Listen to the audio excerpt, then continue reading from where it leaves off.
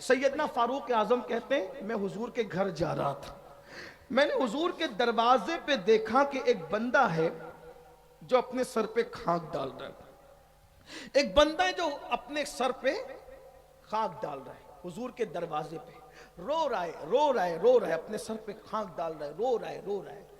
میں نے اس کو روتے دیکھا، پوچھا اے بندے حضور کی چوکھٹ پہ رو رہا ہے تو، آقا کی چوکھٹ پہ رو رہا ہے تو، تیرے رونے کی وجہ؟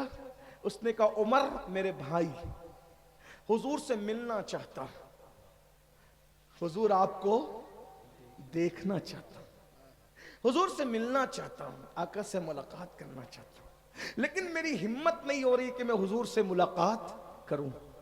آپ کی توجہ ہے نا؟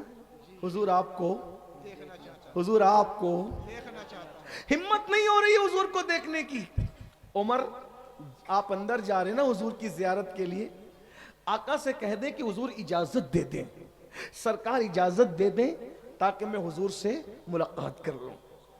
فاروق اعظم آئے، آنے کے بعد کہنے لگے آقا ایک بندہ ہے جو دروازے پہ رو رہا ہے، تڑپ رہا ہے، مچل رہا ہے، سرکار وہ آپ سے ملنا چاہتا ہے، وہ آپ کو دیکھنا چاہتا ہے، وہ آپ کی زیارت کرنا چاہتا ہے، آقا اجازت ہے؟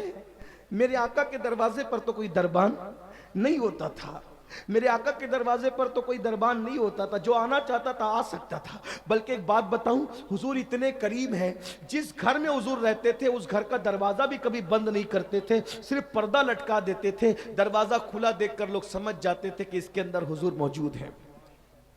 سرکار سے فاروق اعظم نے کہا حضور وہ آپ کو دیکھنا چاہتا ہے، ملنا چاہتا ہے۔ سرکار نے میں بلاؤ اس کو۔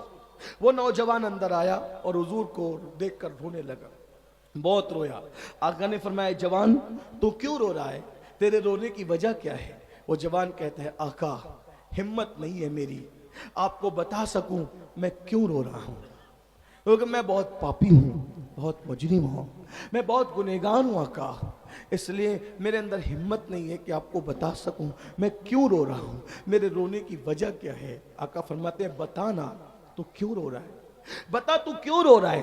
اس جوان نے کہا آقا ہمت نہیں ہے، آپ کے سامنے کیا بتاؤں کہ میں کیوں رو رہا ہوں؟ آقا فرماتے ہیں وجہ کیا ہے؟ کہا آقا مجھ سے بہت بڑا پاپ ہو گیا ہے، بہت بڑا گناہ ہو گیا، میں بڑا مجرم ہوں، گنہگار ہوں آقا، اس سے بہت بڑا گناہ ہو گیا ہے سرکار۔ آقا فرماتے ہیں بتا کیا ہوا؟ کہا حضور بتا نہیں سکتا۔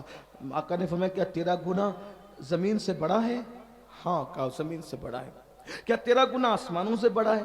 ہاں کہا میرا گناہ آسمانوں سے بڑا ہے۔ پھر آقا نے فرمایا کیا تیرا گناہ اللہ کی رحمت سے بھی بڑا ہے؟ تیرا گناہ اللہ کی رحمت سے بھی بڑا ہے؟ وہ سر ڈال کر رونے لگا، نہیں آقا میرا گناہ اللہ کی رحمت سے بڑا نہیں آقا، میرا گناہ اللہ کی رحمت سے بڑا نہیں ہے، میرا گناہ اللہ کی رحمت سے بڑا نہیں ہے۔ تو میرے آقا نے فرمایا پھر بتانا تو کیوں رو رہا ہے؟ اب وہ جوان کیا کہہ رہا ہے سن لیں۔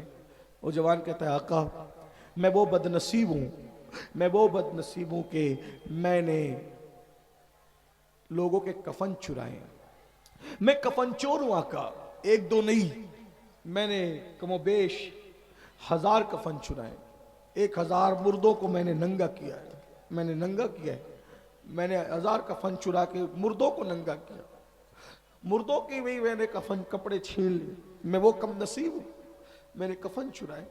یا رسول اللہ میں کفن چور ہوں، لیکن یہ بات سے بڑی بات بھی ہے کہ میں کفن چوری کرنے کے لیے ایک رات جب گیا تو کسی لڑکی کی قبر تھی، لڑکی نوجوان تھی، خوبصورت تھی، حسین تھی، جمیل تھی۔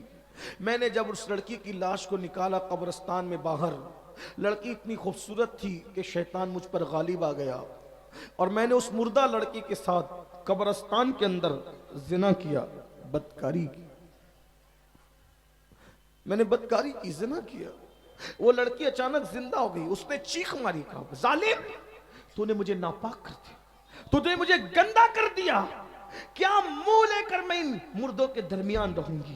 اللہ تجھے کبھی معاف نہ کرے، اللہ تجھے کبھی معاف نہ کرے۔ اس نے بد دعا دی، اللہ تجھے کبھی معاف نہ کرے، تیری مغفرت نہ کرے۔ آقا میں نے اس لڑکی کو، میں بھاگا وہاں سے، اب میں سوتا ہوں تو میرے کان میں آواز اس لڑکی کی آتی ہے، میں کھاتا ہوں تو اس لڑکی کی آواز میرے کان میں آتی ہے، مجھے نہ دن کو چین ہے نہ رات کو چین۔ حضور میں توبہ کرنا چاہتا ہوں، میں نے بہت پاپ کر لیے، میں نے مردہ کے ساتھ بدکاری کر لی آقا، میں کیا کروں؟ آقا علیہ السلام پر اللہ کا خوف غالب آیا، اللہ کی خشیت غالب آئی۔ حضور علیہ السلام نے کہا اے جوان تو جلدی سے باہر نکل، تو یہاں جلدی سے یہاں سے چلا جا جلدی سے چلا جا، مجھے ڈر لگتا ہے کہیں تیری وجہ سے آسمان سے آگ نہ برس پڑے، اللہ کا عذاب نہ نازل ہو جائے تیری وجہ سے، جا جلدی سے جا۔ تو وہ جوان چلا گیا، رو رہا ہے اللہ مجھے معاف کر دے، اللہ مجھے معاف کر، اللہ مجھے معاف کر دے، میں نے کیا کر لیا۔ ایسے میں ایک دن 40 دن گزر گئے اس طرح روتے روتے۔ اس نے ایک دن آسمان کی طرف سر اٹھایا، اگر اللہ اگر تو مجھے معاف نہیں کر سکتا اور میرا گناہ تیری رحمت سے بڑا ہو گیا ہے تو مجھے ایسے عذاب میں مبتلا کر، نہ مجھ سے پہلے کسی کو ایسا عذاب دے، نہ میرے بعد کسی کو ایسا عذاب دے، اور میرا گناہ تیری رحمت سے بڑا نہیں ہے اور ہرگز نہیں ہے، تیری رحمت بہت بڑی ہے۔ سبقت رحمتی علی غضبی، میری رحمت میرے غضب پہ سبقت لے گئی ہے۔ اللہ تیرا وعدہ ہے نا کہ تیری رحمت تیرے غضب پہ سبقت لے گئی ہے، تیری رحمت بہت وسیع ہے، کسی کا بھی گناہ تیری رحمت سے بڑا نہیں ہو سکتا، تیری رحمت بہت بڑی ہے، تو پھر مجھے معاف کر دے، مجھے معاف کر دے، اور تیرے محبوب کو بتا دے کہ تو نے مجھے معاف کر دیا ہے۔ اتنا کہنا تھا، سر پہ خاک ڈال کر کے رو رو کر کہتا ہے مجھے معاف کر دے، اور تیرے محبوب کو بتا دے کہ تو نے مجھے معاف کر دیا۔ اتنا کہنا تھا کہ بلبل سدرا جبریل امین آئے، اور آنے کے بعد رسول اللہ کو سلام کیا، اور سلام کے بعد عرض کرتے ہیں یا رسول اللہ وہ جو جوان آیا تھا، وہ جوان آپ نے اس کو کیوں نکال دیا؟ آقا فرماتے جبریل اس نے کتنا بڑا پاپ کیا، کتنا بڑا گناہ کیا، مجھے ڈر لگا اس کی وجہ سے کہیں آگ نہ برس پڑے، پتھر نہ برس پڑے، اللہ کا عذاب نازل نہ ہو جائے، اللہ اکبر، اس لیے میں نے نکال دیا۔ جبریل اس کا گناہ کتنا بڑا ہے، اس کا پاپ کتنا بڑا ہے؟ جبریل امین کہتے ہیں یا رسول اللہ مگر اللہ آپ سے کہتا ہے کہ اللہ نے آپ کے صدقے اس کو معاف کر دیا ہے، اس کی توبہ کو قبول کر لیا ہے، اس کو بلائیے اللہ نے اس کو بخش دیا ہے۔ آقا خوشی سے روتے ہوئے کہتے ہیں کیا اللہ نے اس کو معاف کر دیا؟